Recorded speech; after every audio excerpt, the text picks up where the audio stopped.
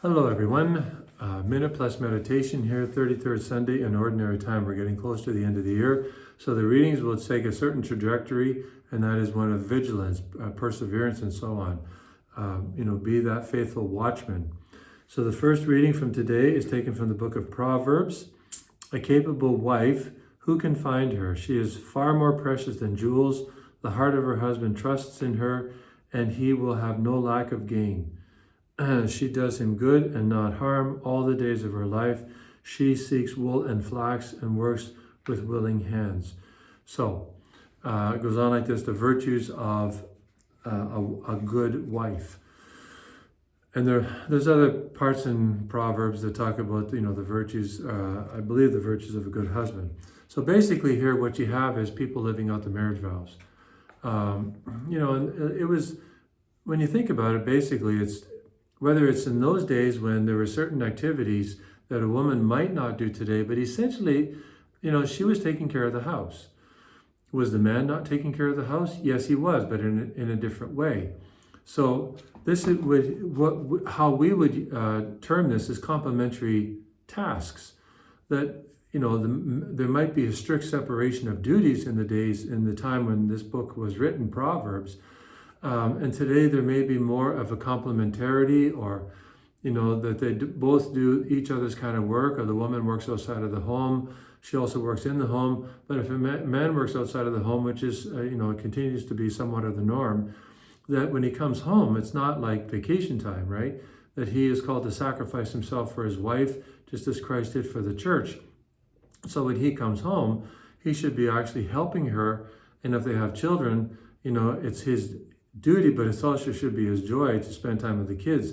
He may need a moment of rest, but he also has to recognize whether, if she's been out of the house, she needs a moment of rest. If she's been working all day in the home, she needs a moment of rest, right?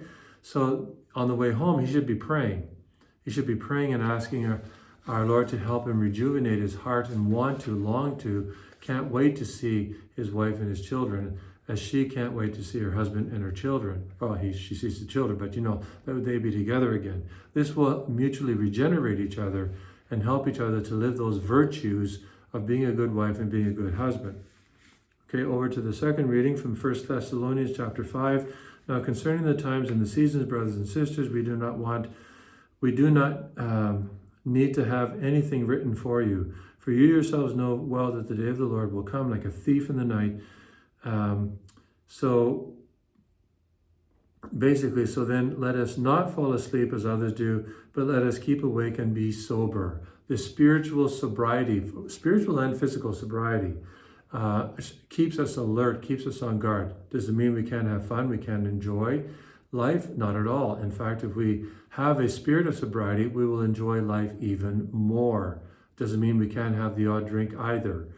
But we will do so with a sense of limitation, of enjoying, the drink, but not as an end unto itself, not as an escape, but a means of enjoyment.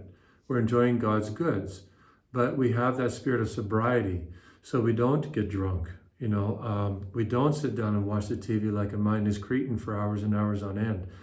It doesn't mean we don't watch a long movie once in a while, but I'm talking about habits, right? Which everybody hopefully realizes. But we want that spirit of sobriety so that we are ready each day of our life. We're drilling down on that, drilling to bedrock, as I mentioned a couple of days ago. And we're ready. So when the Son of Man calls us, we're ready.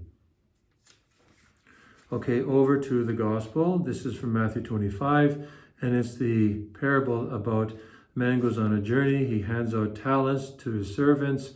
One he gives 5, one he gives 2, and one he gives 1. You know how this goes. The 5 makes 5 more, the 2 makes 2 more, and the 1 goes off and buries it and returns it, and he's condemned. So we should want to invest. Everybody has a gift. I don't care who you are. I don't care how talented or not talented you are. Everyone has been brought into existence by God's permissive, at least by his permissive will, and by his direct will. He's wanted you to exist. He has given you a gift, maybe many gifts. We should want to invest those gifts for his kingdom, we should actually understand the need to invest those gifts for his kingdom. That is, for the good of other people, for his honor and glory, and for the good of other people around us, our church community, even our civic community. And God will require an accounting of us. And he has the right to, because he's given us these gifts. So we should want to be like the 5 or the 2 and invest them, and not be like the one who's a coward, who's lazy, who's complacent, who's selfish, who's narcissistic, and he just goes out, doesn't want to do anything. And he's condemned for it because of that. If he had at least tried to invest it and he had lost, he would still be praised by his owner. That's the point here. If he had lost everything, but with the desire to please his owner, in this world we might get a good swift kick. But with God, we will not. God will honor us, and he will hold us up because we took the risk of investing that 1 talent for his honor and glory, and we lost it, we failed. But we did it with the desire to please him. That's the key thing here. That's what we all have to remember. And in fact, by investing and thinking we've lost it, we've actually gained his honor and glory. So whatever talent you have, ask God to help you find out what it is, discern what it is, and begin the wondrous adventure of investing it for God's honor and glory and those around you. God bless you.